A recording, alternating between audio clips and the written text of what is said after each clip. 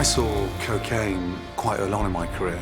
I've been served it, I've been given it, I've had my hand shaken, I'm left with little wraps of foil. I've been asked to dust cocaine on top of soufflés to put it on as ice and sugar. Shit. Coke's everywhere. It's spiraling out of control. I knew it was going to be intense, but not quite like this. When you look at the numbers of what comes into this country. That's 70 grand each. Year on year, death after death. That's the devastation, I think. And yet, no one wants to talk about it, but they all want to f***ing snort it. Cocaine. Once the exclusive drug of millionaires and celebrities, now Britain's favourite Class A drug. Commonplace in every town and city across the UK. Anyone who thinks that the use of cocaine is in any way victimless is living an absolute lie. Britain consumes 30 tonnes of the drug every year, more than any other country in Europe. And the value of this, I mean, this is a kilo. So about 100 grand.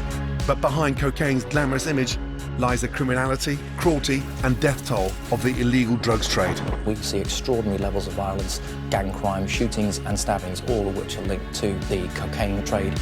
Over 140,000 drug-related offences were committed last year, costing Britain I've got him. over £10 billion. People are making a lot of money out of it, but to make that money, people are generating a lot of misery. It's about to kick off in there, and he's angry.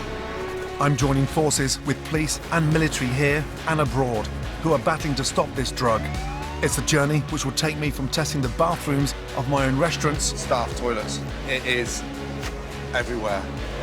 to the British streets where coke is being bought and sold every day. And I'm going back to the source, deep in the jungles of South America. Don't stop here. Save. With soaring cocaine deaths in Britain and along the coke supply chain, I'm determined to understand the criminal business behind this deadly drug. You and your organisation, how many people do you think you've murdered? Un promedio, póngale como unos 80, 110. Literally. Time to go.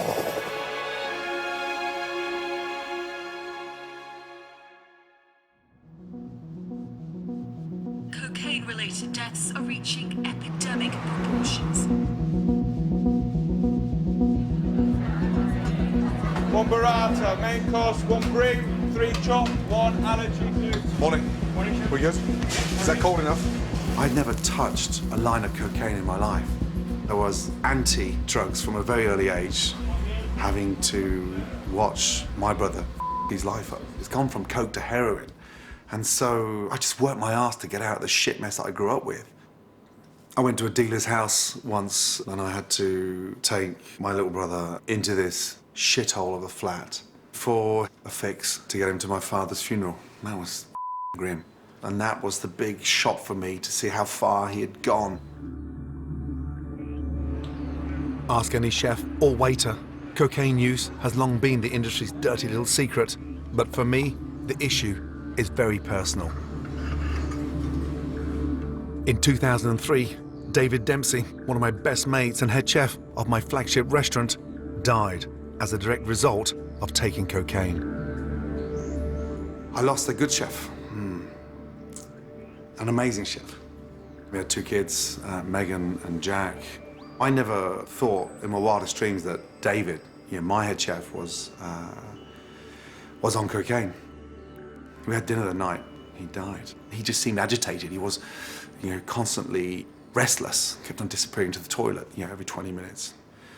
I went back home and he went back to Chelsea. He went to a dealer's house that gave him some shit cocaine, and it f***ed him over. David died after falling 40 feet from a block of flats. At the inquest, it was described as an act of excited delirium fueled by cocaine. I kicked myself for not doing more and recognising it earlier. I'm giving David's son Jack a shift in the restaurant his dad helped make famous. He's determined to be an award-winning chef, just like his father. Can we get some more personal, please? Spices? It's amazing for me to have you here as well, No. But thank you for giving me the opportunity. He ran this place. Yeah. He ran it. It's crazy. It is crazy. You know, he never wore a hat, but he ran it. I'm determined that neither Jack nor any of my staff fall victim to drugs, as David did. So I want to find out if cocaine is still being taken under my roof. Ladies, hello. I've decided to do a series of spot checks in the bathrooms of my restaurants. Hi, guys. I just need to be here for 2 minutes, please. Thank you. Okay. You can close up the locker, and I'll see you in a minute. Good man.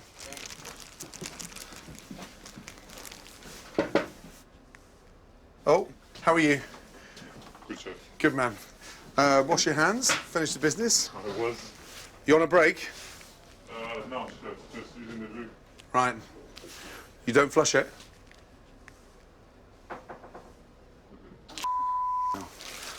What was he doing in that toilet? Middle of service, the busiest time. Let's hope this is not bad news. I'm testing the toilets with a special wipe, which turns blue if cocaine is present. And that's blue. That's inside my own staff toilet, so that's not good news. Roughly 50 staff use those loos, but what about the customer ones? That blue speck there is a positive test. Cocaine has been used today in my own restaurants. And this is on a day that they shouldn't be doing coke. It's Sunday. Across my London restaurants, I've had 5 staff and 12 customer loos tested, and I'm about to give the results to my senior management team. Downstairs, the staff toilets, positive or negative? Well, you would hope. The light's being negative. Yeah. Staff toilets, positive. Women's, positive. Positive. Customer toilets, positive, positive. Look how blue that one is. Staff toilets, positive. Positive. I mean, it is everywhere.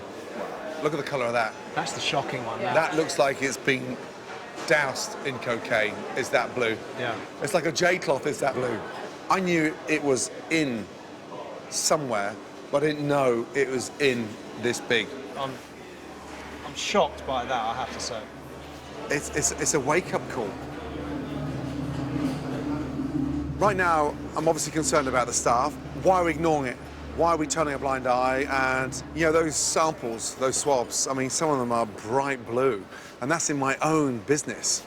That's my responsibility. But it's not just my business. I've also tested other top-end restaurants, bars and pubs.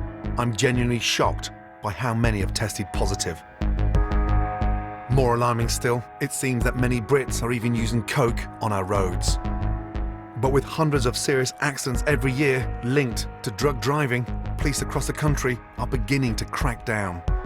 So tonight I'm heading down to the south coast to hit Bournemouth, and the police are launching a campaign to find out how many drivers are using cocaine. I want to see how widespread the problem is, and I've asked if I can join them. Since police introduced roadside drug kits nationwide, arrests have gone up a massive 800%.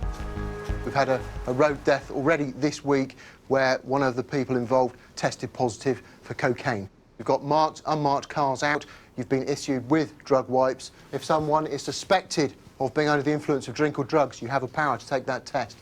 Hello, how are you? Good to see you. Nice to meet you. So, likewise, good to see you too. Thank you. But there's a car in front of us, 20 metres in front. What are you looking for? Is it erratic driving? Is it late if there's braking? poor lane control, late braking, any telltale signs. Right. Today, I'm accompanying PC Dave Cottrell, who is single-handedly responsible for 25% of drug driving arrests in Dorset. Let's have a look at his car in front, all right? And in no time, he spotted a suspicious vehicle. What's the speed limit here? 20 miles an hour?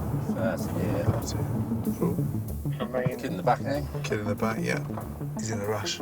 Also, he's driving he's somewhat agitated. You gonna pull him over? Yeah.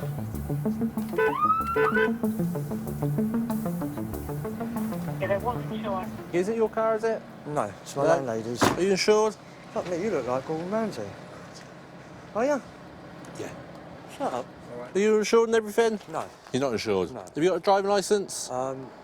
Provisional. Provisional. So why are you driving? I had to quickly go and pick up my children. Right, do you want to come take a seat in my car? We'll try and sort things out. Are you Gordon Ramsay? Yes. Hell kitchen. Yeah. Yeah. Right, you guys gonna go? You gonna jump in the house? Where are the kids going, dude? Not doing it. Do you say you got a provisional driving licence, have you? Yeah. I got banned as well. You're banned? Yeah. Any drugs at all recently? No. Okay, I don't know if you're aware, but we can test the cocaine and cannabis at the roadside, all right? Yeah. Or maybe a spliff last week. Last week. Maybe. Okay, all I need to do is throw your tongue around your mouth for me. 1, 2, 3. 1, 2, 3. What's made you get involved in this initiative then? Cocaine. Yeah? What, you recovering?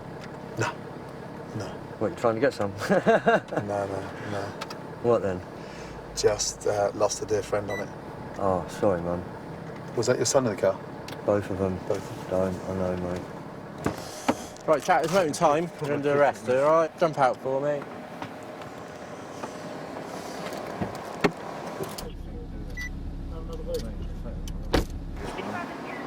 Sorry to meet you in circumstances like this, bro. I actually quite admire you and the things you do. Okay, right. Put yourself back in there for us, all right? Swing your legs back in.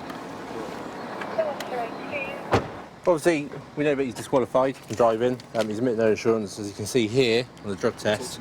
He's already starting to test positive. Okay. And that's in 2 minutes. Within 2 minutes. So driving whilst disqualifying. Yeah. His son's in the car. 2 kids in the car.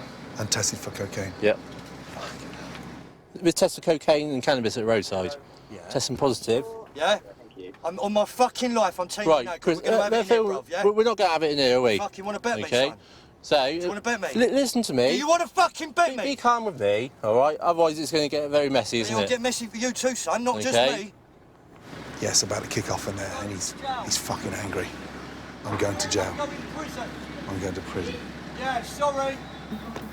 The most important thing for me, those young boys are safe, and they're out of that car. As the man is taken away to the station, Dave and I head back out on patrol. And it's not long before we spot another erratic driver. 2765 vehicle check, please, Older Road. What do you think? Driver here, he was at the junction. He looks a bit dishevelled, isn't his appearance? There's a removed or vehicle using card. Yeah. Where have you come from today? I've just come from home. And where are you off to? To go and pick my son up. Are you? Yeah. Essentially, your pupils are quite constrict. Okay. When was the last time you used any sort of drugs at all? A while back. Be true for me, when was the last time? Sunday. Sunday, and what did you use on Sunday? Cocaine. Cocaine. Yeah. You said you used coke on Sunday? Yeah. How much? Not a lot. Half grand.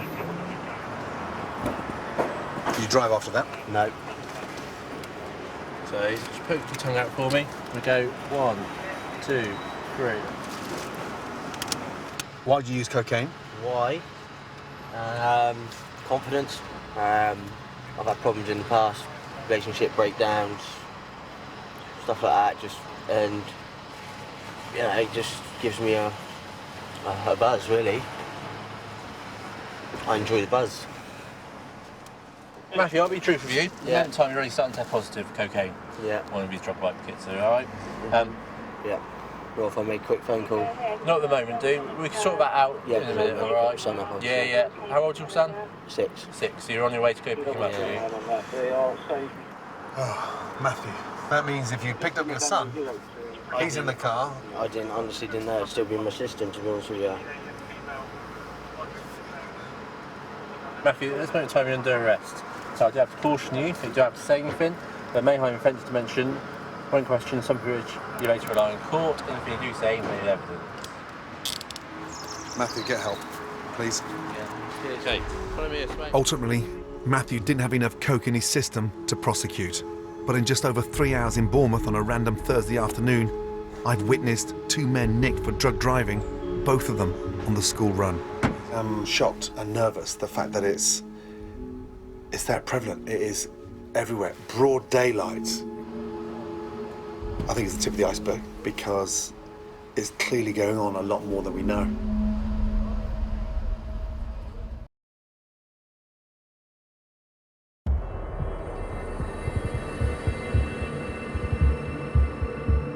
In the UK over the past 20 years, Cocaine use has gone up 400%, and coke-related deaths have increased 4 years in a row, to stand at an all-time high. At the forefront of stopping this deadly drug getting into the country and onto Britain's streets are the NCA, the closest thing we have to the FBI. I'm going to meet one of the senior officers at the National Crime Agency, Tony Saggers, and he's going to give us an insight to what's coming in, where it's coming from, and what has he done to slow this down. How are you? Yeah, good. Tony Saggers. Thanks for your time this morning. As head of drugs intelligence, Tony has dedicated his 30-year career to fighting a war against drugs, and is disturbed by the rising use of cocaine. The cocaine trade is without doubt the biggest problem within the drugs industry. The demand for cocaine in the UK, I would say, is at a high, if not an all-time high. Gun crime in the UK is very closely associated to our drugs trade. People are making a lot of money out of it, but to make that money, people are generating a lot of misery. It's almost like epidemic. It's everywhere. How much have you stopped in the last 3 years, for instance? So in terms of our collaboration with colleagues in Europe, Caribbean, Latin America, we're stopping about 60 tonnes a year. Are we stopping the problem? No, we're not. Are we locking some really bad people up, taking away their revenue? Yes, we are. And I think you have to look at it that way. Yeah. But the reality is this country demands high volumes of coke. Organised criminals take advantage of that. But it's become accepted, Tony. I think what that demonstrates, though, Gordon, is the public's attitude towards cocaine. It's a part of society. Gangs on streets, brothels, young people with guns. You've just funded that, and that's what annoys me. So rather than it actually being abhorrent within society, which it should be, you know, people sit in restaurants, have the conversations that you and I might have at home about a sweatshop somewhere being used by a high street brand, exploiting children as slave workers, and then go and snort cocaine in toilets. Yep. They've just subscribed to the very thing they find abhorrent. It's great to see how passionate Tony is, but you can feel that level of frustration because there is so much work to be done. And his gripe is the fact that, you know, you think it's cool, it's the opposite to cool. And the more you take, the harder my job is. The harder my job is, the less grip we've got on this problem. Tony and his team are in a seemingly never-ending struggle to gain control of this issue. They're up against organised criminal gangs, many of them from overseas, who control a £3.7 billion UK drugs business. The NCA are tasked with tracking, intercepting and seizing the vast quantities of coke trafficked into Britain from abroad, and the huge amounts of money used to buy and sell the drug. Tony set me up with the rapid response unit that rely on incredible intelligence to sort of bust big drug deals and the cash that goes with it. And it's pretty obvious I don't fuck around because I've been given minutes notice to get my ass down to the station. Cheers. John Nolan is one of the most experienced officers working with the NCA. But there's no time to hang about.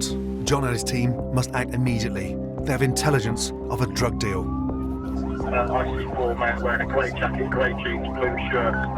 Right, we're responding to intelligence of a handover, which is going to happen in northwest London.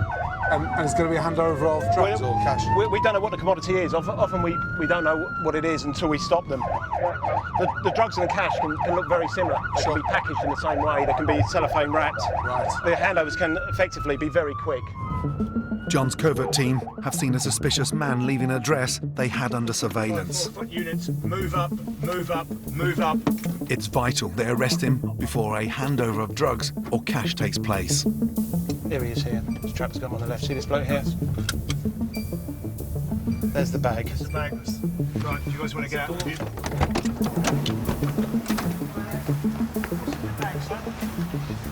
I'm arresting you on suspicion of money laundering. Do you understand? You didn't have to say anything. Covert officers have detained a man carrying a suspect-looking bag. Okay, how much money's in there? I don't know. There you go. Their suspicions have paid off. The man is Albanian and the bag contains tens of thousands of pounds of cash used to buy and sell cocaine. You're not messing around there, that's big. Yeah. If he's a runner, if he's an Albanian runner, then he's come into the country. He may not be here too long. He'll live in poor conditions and he'll be exploited like everyone through the drug trade, really. No sooner has the suspect been handcuffed Then John and his team hear about a potentially bigger deal at an address across town, in one of London's most exclusive neighbourhoods. No deviation. You keep your breath clear, if you go straight off where you are. As we arrive at the address, officers are keeping their eyes peeled for anything or anyone who seems suspicious. 5-4, go with it, go with it. The officers take a gamble and follow a taxi seen driving away from the address they had identified. Keep visual on the Mercedes, please. Mercedes is off, so I'll have to be shaken up for a near side. Westbound 840. We're into the underpass, underneath the car park, passing a near side turn. There's no deviation, no deviation. Right, he's out. He's with a bag. Strike, strike, strike.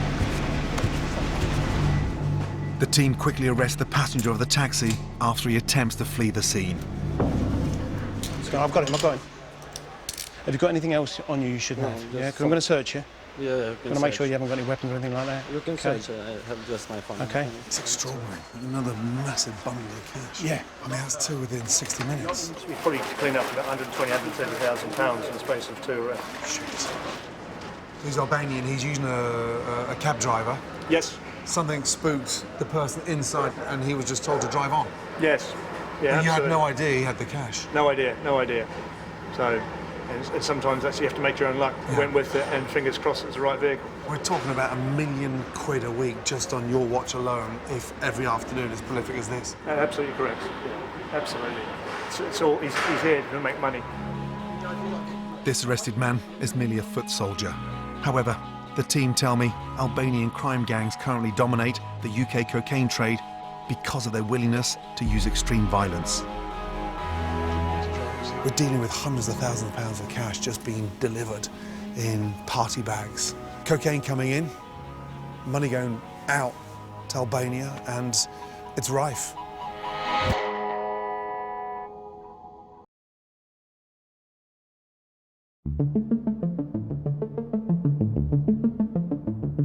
In 2016 alone, British Police and Border Force seized a staggering 4 tons of cocaine. That's more than at any time in the last decade. Despite this increased police activity, the UK is still the biggest user in Europe. And with the strength of the drug increasing, coke deaths in Britain are up 16% in the last year alone. So the authorities are working hard to stop this stuff going onto our streets. Last night, 30 kilos of cocaine was seized by the police. And I'm on my way to a lab at a secret location where it's going to be tested. And this will be a great opportunity to get my head around the size of this problem. 30 fucking kilos just last night. Morning. Hi, good morning, Gordon. How are you? Peter, fine. I'm here to meet Peter Kane, who has been a drug scientist for 3 decades. When I started, we were a team of about 8 people, and we're now a team of 70. This secure lab is where 70% of the drugs in Britain are tested after seizure. Morning. So this is a case that's just come in. So 30 kilos from one raid? Yes, yeah. Wow. That's a big siege, Ryan. Yeah. Yeah, when I spoke with the officer, they said it was seized about midnight, so we've got a bit of time on it, but it is an urgent, and we do need to turn it around and get the result out as soon as possible. Yeah, 30 kilos just arrives like that in the morning. For me, I'm in shock. And how many cases do you deal with a week? Just as an example, last year in this laboratory, we examined 1.25 tonnes. Can we open one or not? Yeah, that's fine. Is it okay? Do you mind just having a look at one? Yeah, sure. Peter and his team are looking for hallmarks, which may give a clue to where this cocaine's been processed. I mean, it's just wrapped so tight, like a book. I mean, compressed to a solid mass. Are we allowed to get inside there? Yeah, I think we can open one up. Yeah, please. So you can see coming through there's a little bit of green, which is probably some green rubber. Quite often in the Caribbean, they'll drop these into the sea to be picked up by small boats. And that's the cocaine there. Yeah. My goodness me, look how packed that is. Yeah, we can probably just lift it out. Oh, whoops. Yeah. Incredible. These little holes are actually from where it's produced in the laboratories in South America. They use presses to get the excess solvent out. That's incredible. And the value of this, I mean, this is a kilo. Wholesale, probably about £35,000. And when it gets to the street, you probably times that by about 3. Yeah. So about 100 grand. That's incredible. I mean, I'm amazed at the volume you've got here. If this haul were to be sold to the customer here in Britain, it would be worth an incredible £3 million. What surprised you over the last 10 years on how they smuggle coke? It's the ingenuity that does change. Peter wants to give me a taste of some of the remarkably creative ways coke is smuggled into the country. Show you these bottles of rum. One of them is a genuine bottle of Golden rum. The other one actually contains 1/4 of a kilogram of cocaine hydrochloride. 1/4 of a kilogram? Yeah. Cocaine is very soluble. You can actually dissolve 2 grams in 1 millilitre of water. This was a smuggling technique that is used from time to time. Easy way to check it is you just weigh the bottles and you actually find one is extremely heavy compared to the other. Is it really? If you were to drink 1 mouthful of that, you'd die. Really? A 25ml shot probably contains about 8 grams of cocaine. How would you get the cocaine back into powder form from that? Literally just put it on something like a baking sheet and just gently warm it so you're evaporating off the liquid. Are you surprised at the prolificness of the business now in terms of the billions of pounds this generates globally? The thing is, it is a business and that's it. And they do use proper business tactics when they're selling it, etc.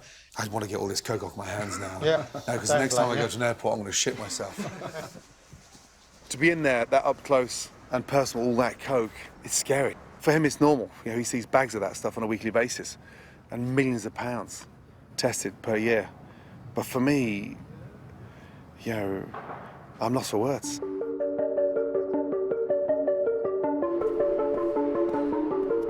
It's spiraling out of control. It's part of the going out fashion. It's all over my restaurants. It's even in the staff toilets. How's so much coming in? Well, you've got to look at I mean, the UK, we're an island nation. Sure. It's almost a 360-degree target for international trafficking. We're that vulnerable? Yeah, well, that we are. You've got production here in Colombia, Peru and Bolivia. So there's a chain of countries where most of the cocaine is produced in. You've got this Latin American coastline which enters the Caribbean Sea. That's really important. We see as a gateway. So people selling yachts, transatlantic, into the UK, smuggling coke. Countries that get exploited through this, Panama, Nicaragua, Honduras. These are the places where bad things happen. Swallower couriers from Latin America and the Caribbean. Got a photograph I'll show you. It's horrible viewing, but it's necessary to really understand the human exploitation. This individual has swallowed cocaine pellets down through the throat, and it's basically filled the entire human cavity. So they'd swallow these prior to jumping on board the plane? Yeah, so basically 24 hours or so before the flight, these individuals will start swallowing. Christ almighty. That person had about 2 kilos inside their body, so that's over 120 pellets. That is going to pass through the intestine. It's going to come out the way that all food comes out, and someone's going to sit and pick the layers off that. And then, in your restaurant, someone else is going to snort it as a glamorous drug, and there's nothing glamorous about that picture. God. I've interviewed people in Lagos airport, literally, who can touch the last pellet. It's that close to their throat opening. That was an incredible insight.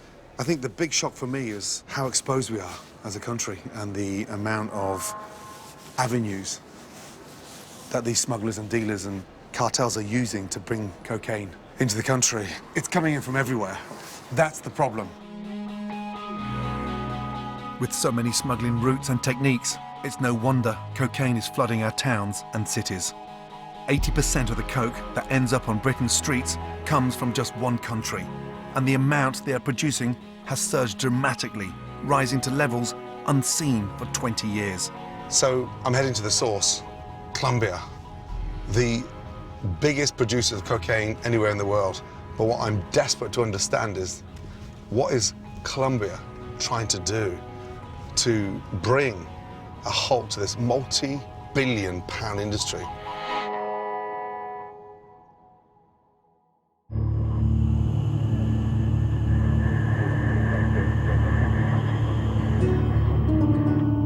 After a 15-hour journey, I'm touching down close to the border with Ecuador. I've come here to see the very beginning of the process and to understand how this seemingly unstoppable industry dominates Colombia and feeds the appetite in Britain and the rest of the world.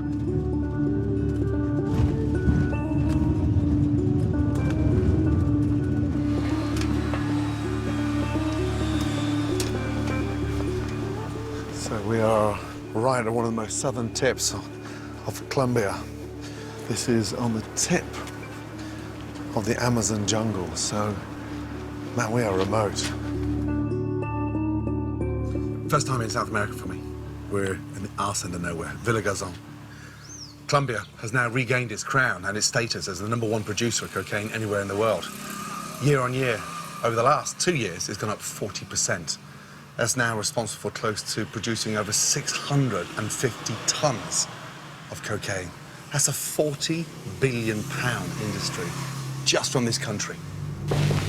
The Colombian government's battle to stop cocaine is big news here. You can't read a newspaper or switch on the TV without a drug gang killing or a massive cocaine seizure.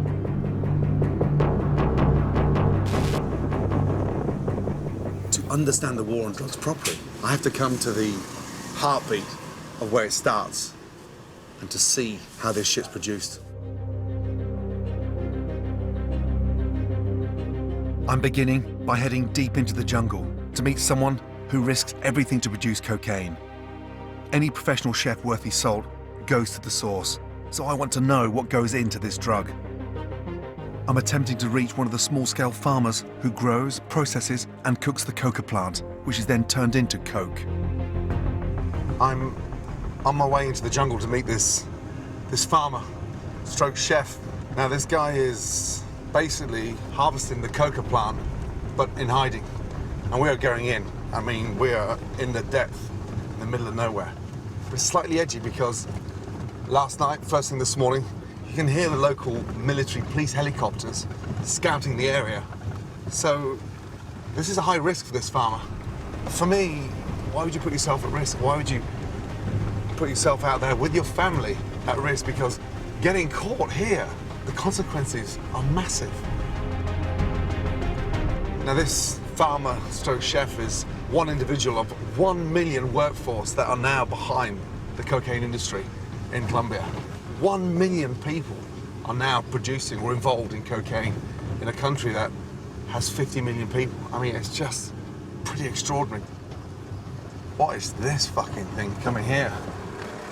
Morning. I've travelled along this dirt road for over an hour.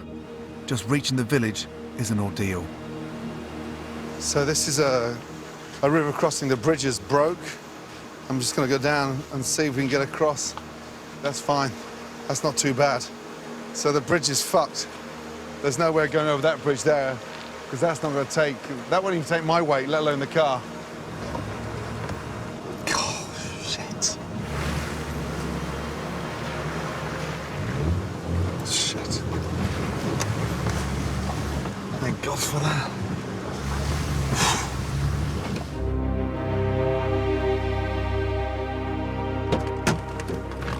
I finally reached the farmer's village. However, to keep things discreet, I've agreed to meet him at his plantation, which is a further hour-and-a-half's walk deep into the rainforest. You can see what I mean now about being off the beaten track. Also, we're now literally heading straight into that big, deep, dense mass of jungle. I have no idea what I'm about to face, but I hope to find the farmer and the answer to at least some of my questions.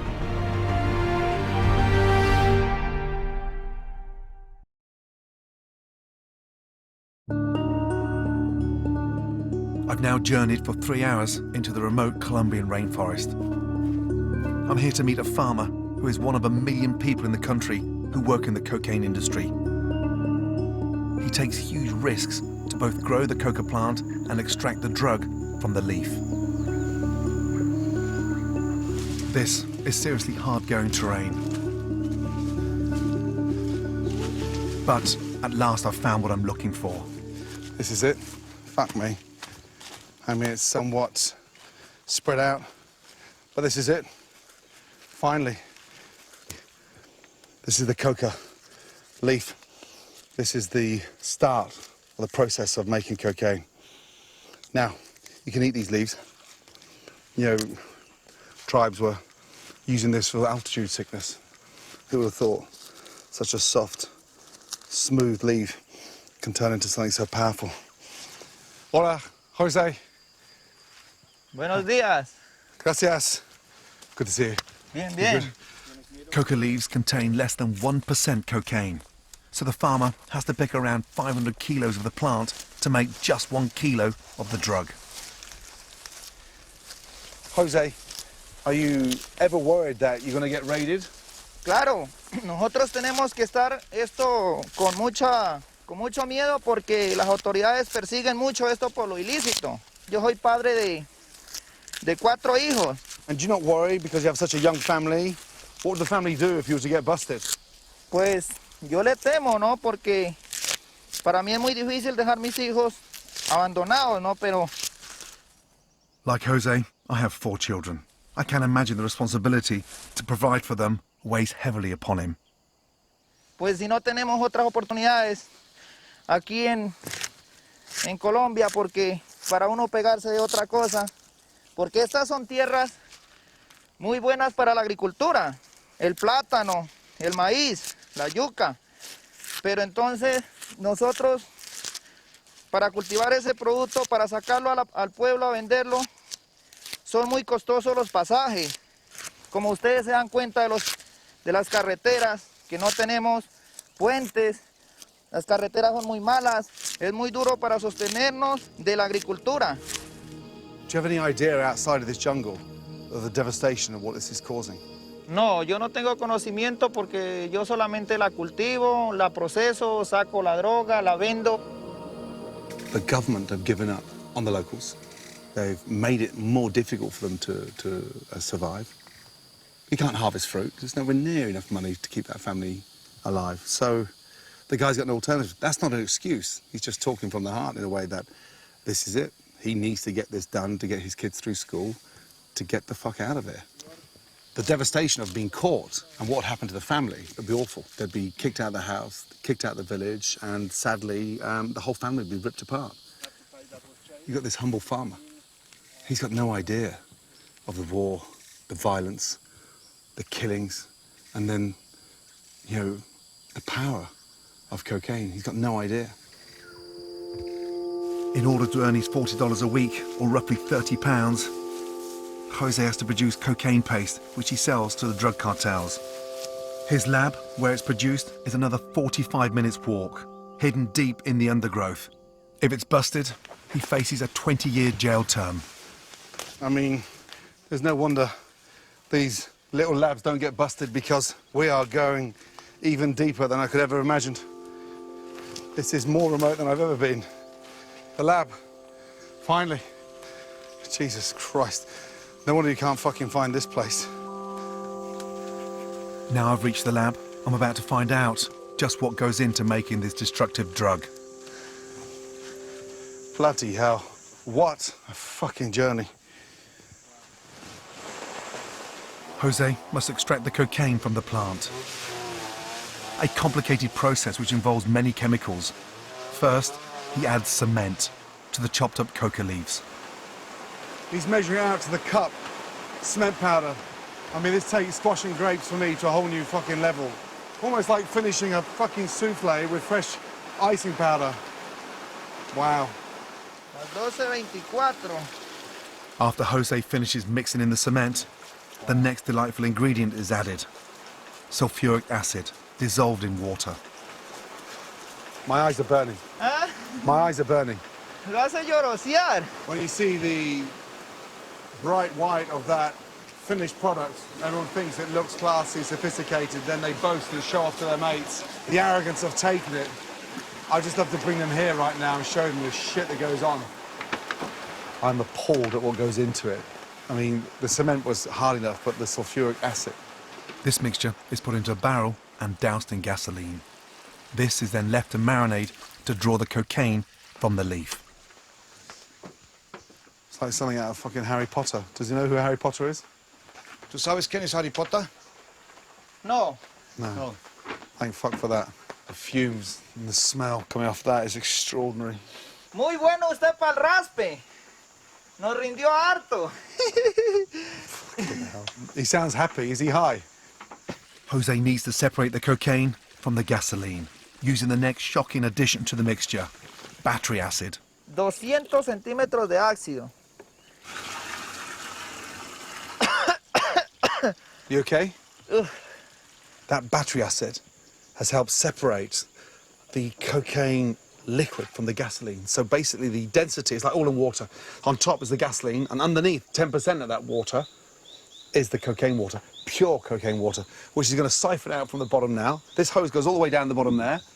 He's sucking it through, and then he's going to sieve that through the final process.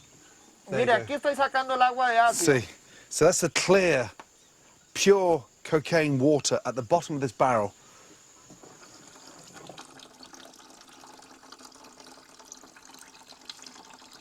Very strong, very acidic, very bitter, very, very strong. Wow. Wow, wow, wow, wow, wow. Fuck me. Next, in goes bicarbonate of soda, which helps to get rid of the excess gasoline and battery acid. It's giving it a bit of a white colour. Look at that now. Once the mixture is dried, it starts to resemble cocaine for the first time. But there's still more work to do. We have to walk 1 hour back to the village for the next extraordinary stage of the process.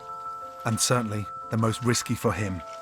He needs to gently cook the mixture to take out more of the impurities. All that, picking, gathering, and everything that he's worked hard for, down to this little cupful of liquid cocaine. I mean, crazy. So he's brought it up to the boil, and now he's skimming the top again to make it even purer. So it's like, almost like a sort of toxic scum that's come off the powder. And the actual liquid cocaine looks so much more clear now. It's like this syrup, like a treacle. Almost like you're tempering it, like you're tempering chocolate. Jose spreads the liquid onto a tray and allows it to dry. Wow. It's this paste that is bought by the cartels who control the drug trade. Ultimately, they'll turn it into cocaine hydrochloride after adding a few other chemicals to make it consumable. Jesus. Wow. From when we started first thing this morning with that huge vat of leaves to this tiny bag.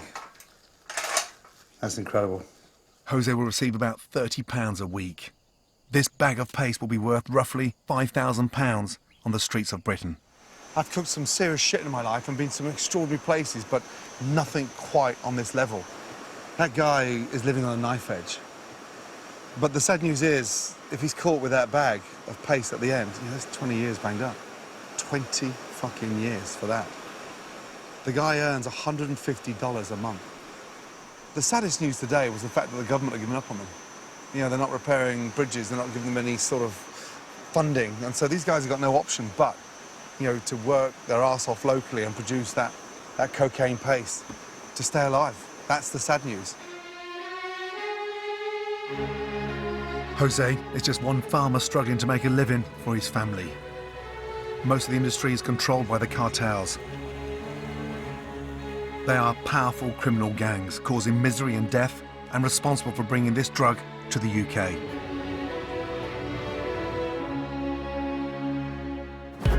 Next time, I'll be on the front line with the Colombian military taking the fight to these drug lords. I can't believe the amounts as in here. It's everywhere. Shit. What's going on? Come face to face with those that kill for coke. How many people do you think you've murdered? Un promedio, póngale como unos 80, 110. And see how our police back home are dealing with increasing levels of crime and violence caused by cocaine. We see extraordinary levels of gang crime, shootings and stabbings, all of which are linked to the cocaine trade.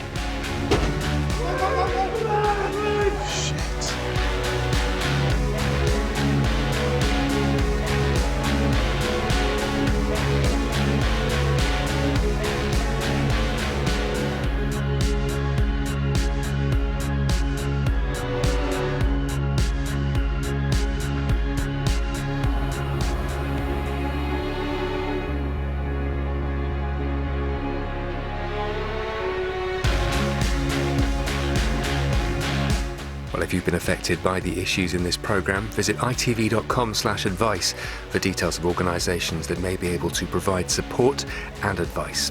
And Gordon Ramsay on Cocaine continues next Thursday at 9.